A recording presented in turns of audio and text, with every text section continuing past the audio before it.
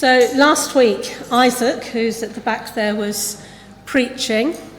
And as he said, we are continuing our study in the book of Isaiah, which started last autumn. But we haven't been going for a whole year. We did the first half last autumn and we're doing the second half this autumn. So if you weren't here last week, as most of you probably weren't, and if you want to hear Isaac's very helpful and succinct review of chapters 1 to 39, you'll find it on the church website, and I would recommend you watch it, as it will remind you of where we got to last December. And also for those who come to Kingsbury regularly, we're not going to have time to go into every detail of every chapter to the end of the book. So I encourage you to read a chapter a day if you can, because that way you'll be able to follow what the whole story is rather than the little snippets that we're looking at. So we should have a PowerPoint there, I think.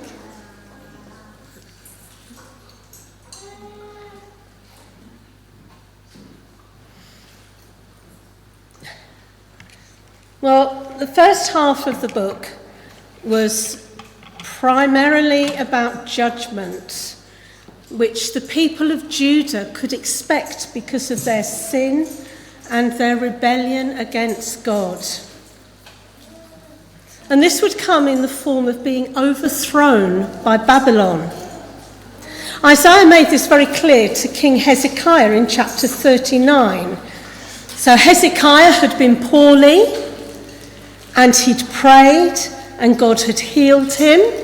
And the king of Babylon wanted to find out what had happened. So he sent some envoys to see Hezekiah. And Hezekiah was thrilled to see them, and he thought that maybe there could be an alliance between him and Babylon. So he said, "Look at all my wealth. Look at all my treasures. See my palaces. See everything that I've got." Well, that was a bit foolish, really, because Isaiah then said to him, actually, Babylon is going to overthrow your country. They're going to steal all your treasures. They're going to take your people into captivity, including some of your own descendants. Well, Hezekiah's response was not one of contrition. You'd expect if you got told that, he'd say, okay, well, we need to get everybody worshipping God again. But he didn't. He had an attitude of, oh, well, I'm all right. It's not going to happen in my lifetime. That's the problem of the next king. So the second half of the book is primarily about hope and God's grace to an undeserving people. So for years, Isaiah has been warning them of judgment, of God's judgment for their sin. And now in chapter 40, he looks to the future when the promised punishment will actually take place and the people will be in captivity. But it won't be the end. Because God can't be defeated by their sin. God can't be defeated by the Babylonian gods. They might believe that all is lost and that the promises of God are wiped out by their rebellion. But God can and will deliver them. The exile is a punishment. It's not there to destroy them. And now the punishment is complete. There is hope. Hope of deliverance because of who God is. And the people need to understand this.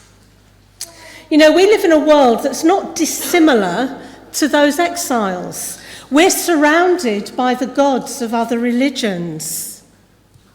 The gods of possessions, wealth, status, and self. We are held captive by sin and rebellion. We also need to know who God is and that he can deliver us.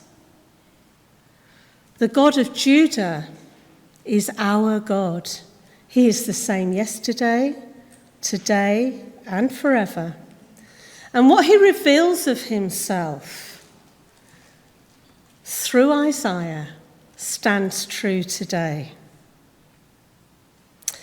So in the first 11 verses of chapter 40, Isaiah points out that the people can't do anything to help themselves. They are like grass, which just withers and dies. I don't know about you, but this summer my lawn has been brown. The grass has withered, and even the rain isn't bringing it back. So we all know how frail the grass is. The only hope for deliverance is from God's direct intervention, and he will surely come to their aid. Nothing will stop him. His word stands, and nothing can change it. And then the people are to declare his grace, the good news about the intervention of God in the world, because he breaks into the world to break the power of evil with his strong arm, and also like a shepherd to gather the broken in his gentle arms. And Isaiah says, "Here is your God. This is who he is." And then in the next verses, he shows us. So if you have a Bible with you, turn to Isaiah chapter 40. If you want a Bible, there's a few over here, and we'll probably have it on the screen as well. And we're going to read from verse 12.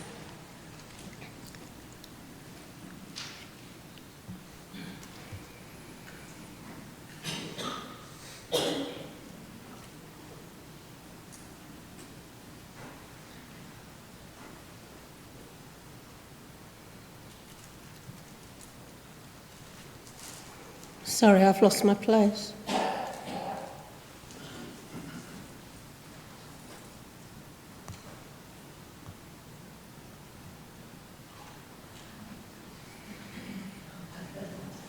Okay. So Isaiah says, "Who has measured the waters in the hollow of his hand, or with the breadth of his hand marked off the heavens? Who has held the dust of the earth in a basket, or weighed the mountains on the scales and the hills in a balance?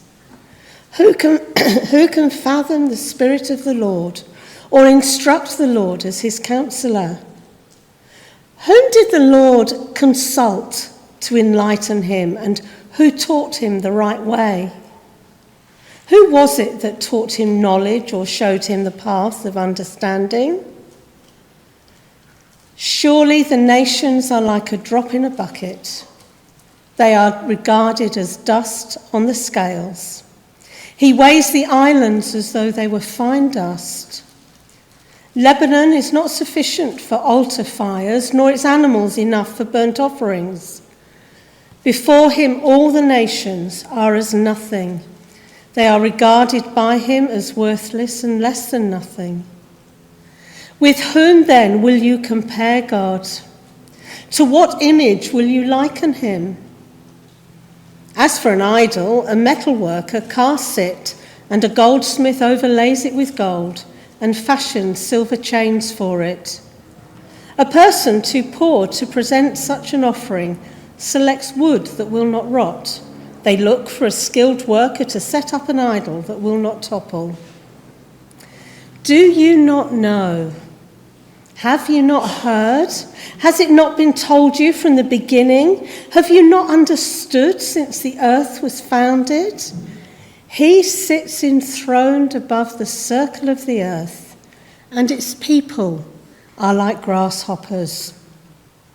He stretches out the heavens like a canopy and spreads them out like a tent to live in.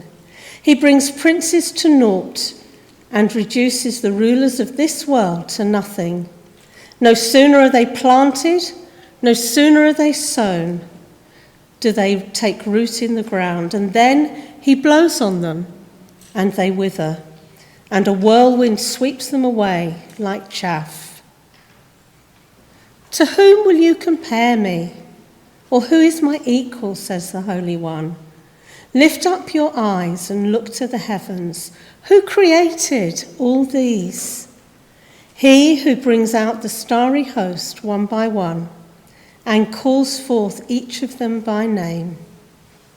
Because of his great power and mighty strength, not one of them is missing. Why do you complain, Jacob? Why do you say, Israel, my way is hidden from the Lord, my cause is disregarded by my God? Do you not know? Have you not heard? The Lord is the everlasting God, the creator of the ends of the earth. He will not grow tired or weary, and his understanding no one can fathom. He gives strength to the weary and increases the power of the weak. Even youths grow tired and weary, and young men stumble and fall. But those who hope in the Lord will renew their strength. They will soar on wings like eagles. They will run and not grow weary. They will walk and not be faint.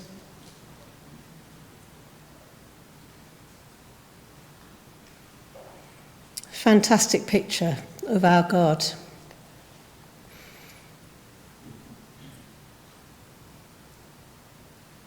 So first of all, in verses 12 to 14 and 21 to 23, we read about God as creator. The questions in verses 12 to 14 are intended to lead us to the point of saying that God is the sole creator. Isaiah insists that God is other to creation. He's not mountains or oceans or heavens. A lot of New Age thinking sees God in creation, but the Bible tells us that creation points to God.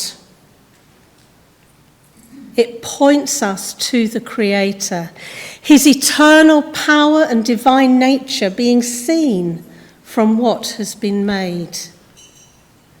Rather than being the mountains or the oceans or the heavens, God holds them in his hand. He sits above the circle of the earth and he stretches the heavens like a tent. Psalm 11 verse 4 tells us the Lord is in his holy temple. The Lord is on his heavenly throne.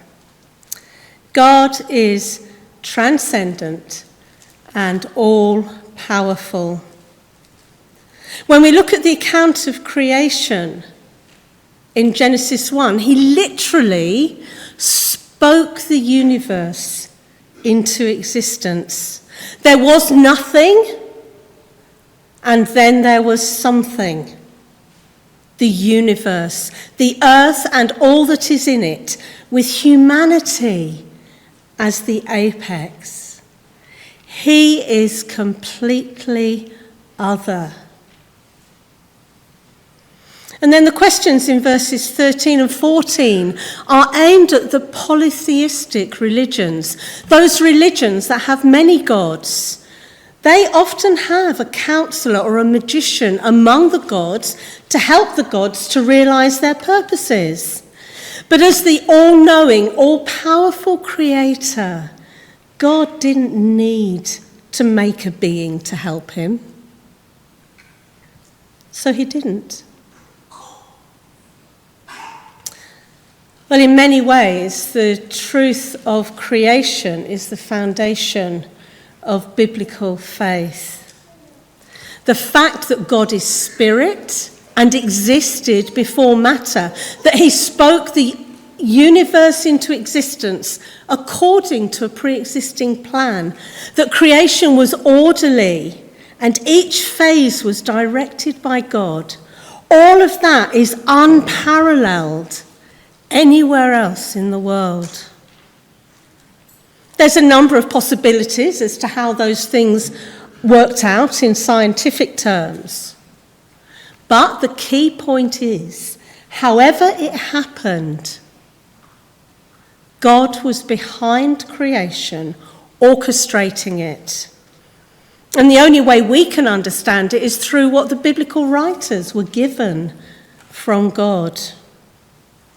Their words are the word of God that does not pass away.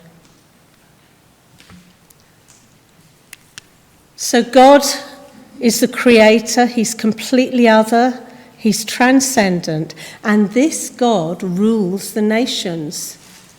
Compared to the one who holds the oceans in his hands, the nations are nothing. He brought them into existence, and even the most important ones don't weigh enough to move the scales. Babylon, Assyria, and Egypt at the time may be great in their own and their neighbours' eyes, and I guess these days we might say China or Russia or the US. These great nations mean little to God, who spoke the universe into existence and who stretches the heavens like a tent above the earth. He's not intimidated by the rulers of the earth. Their destiny is in his hands. And as we look at President Putin and the other rulers who are asserting themselves on the world stage, this should give us comfort that whatever happens, they will have to answer to God for their actions.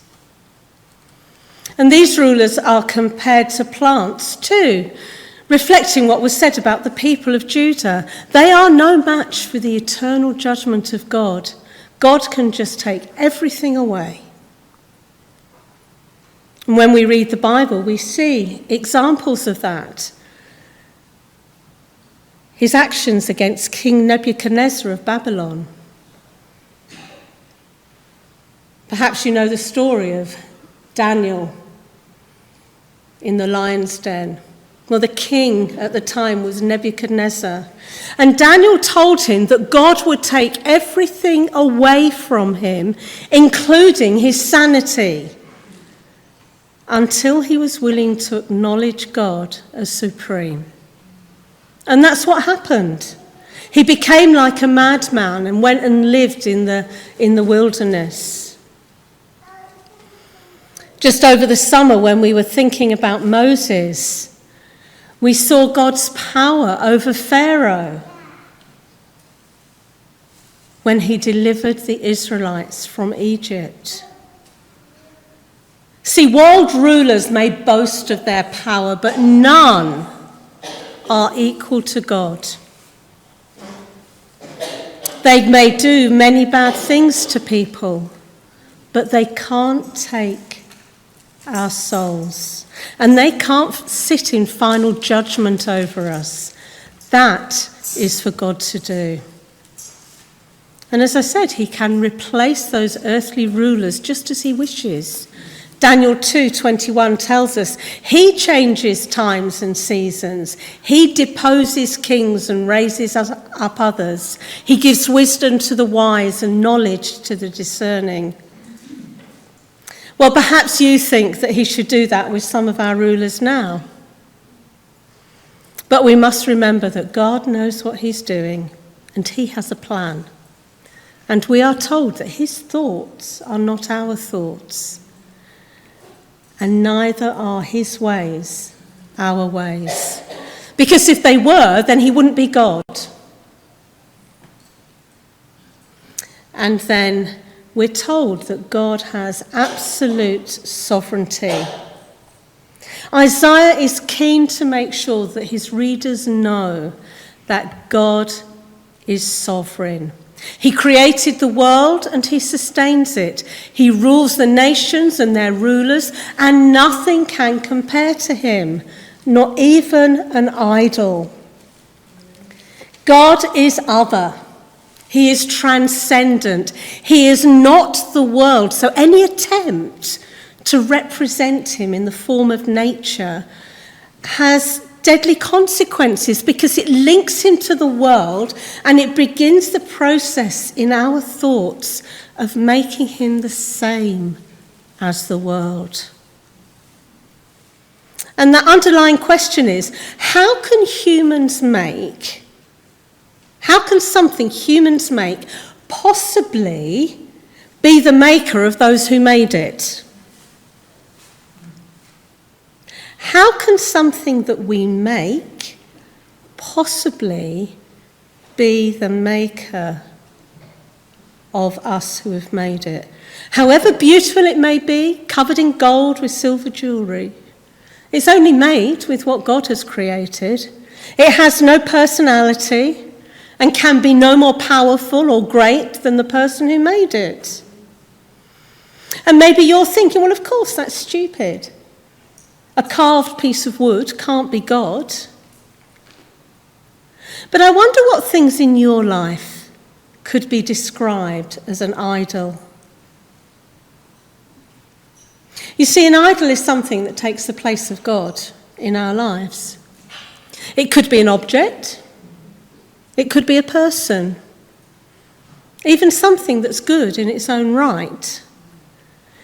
Anything which causes us to push God to the sidelines is an idol and needs to be put in its proper place, below God in our affections. Well, since God is the one who created the world and since he is sovereign, even the stars can't compare to him. The pagans thought that the stars represented their gods. But in verse 26, we're told that the one who created them knows each one by name. Now, I know we can't always see the stars very well because there's so much ambient light at night. But if you've looked up at the sky and you've on a clear night and seen all of those stars, God knows each one by name. Isn't that amazing? Well, in the last few verses, God anticipates that the exiles will say that they're either outside of God's vision or that he's given up on them. Is that how you're feeling today? Perhaps you're going through a dry spell in your relationship with God, and he feels far off and not interested in you. Hear what Isaiah says. Don't you know? Haven't you heard? Really? But this is your God. He's the creator with endless power and wisdom, and he wants to share that with the weak and the weary. He's saying, how could you ask that question when you know who God is and what he's like? You see, God knows your situation, and he can, and he will do something about it. Even the most dynamic things in creation, represented in verse 30 by youths and young men, even they have to depend on outside sources for their strength. And God, who is self-generating, has abundant strength to give to those who hope and wait in him, those who trust in him, those who have a confident expectation of him acting on their behalf. And so they refuse to try and solve problems themselves.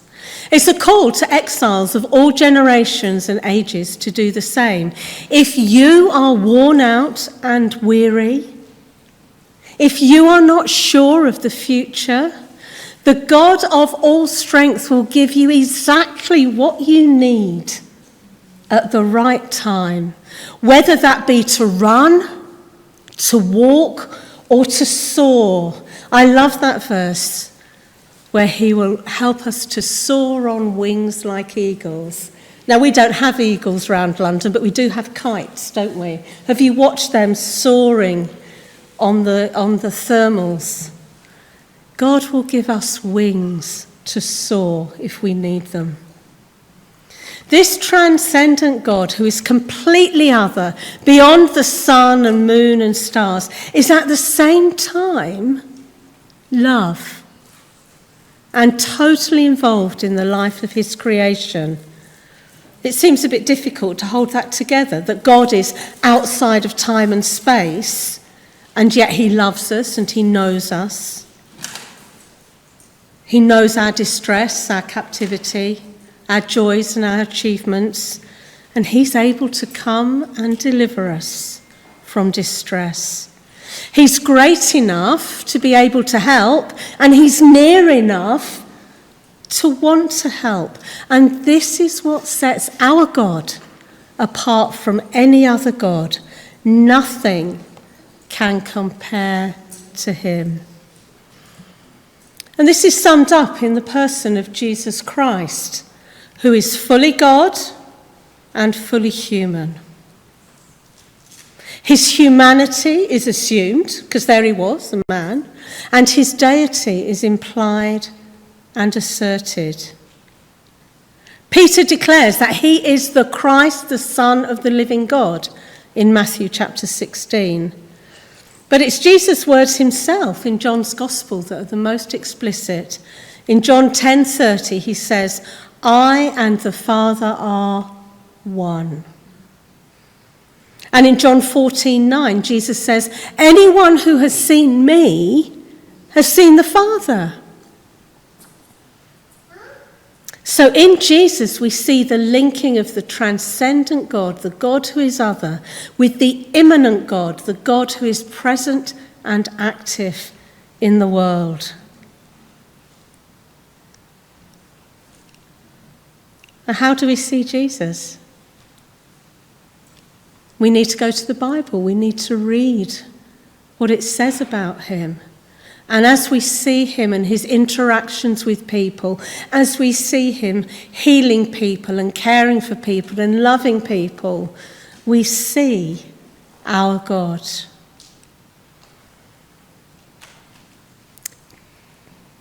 In Jesus, God has come to us in humility and power.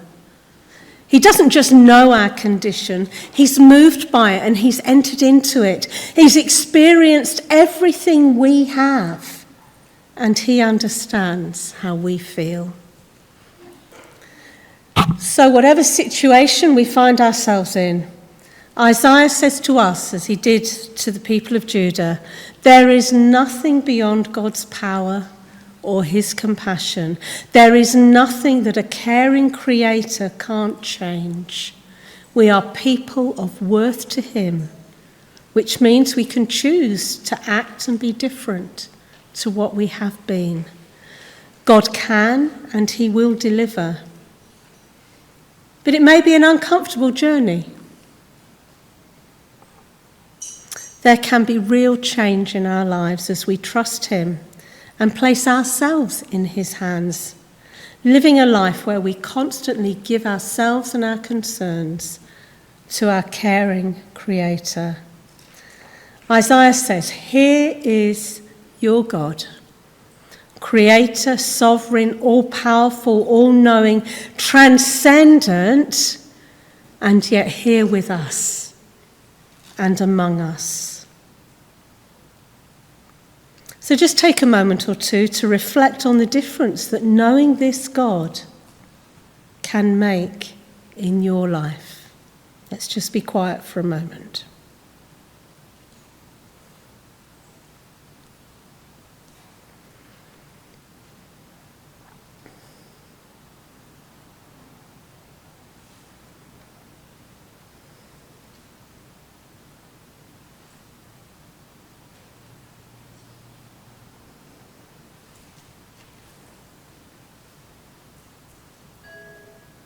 Lord God, we thank you that nothing compares to you,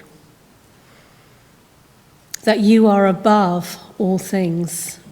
You are completely other, and yet you've promised that you will be with us and you will never leave us or forsake us. And we praise you and we thank you. Amen.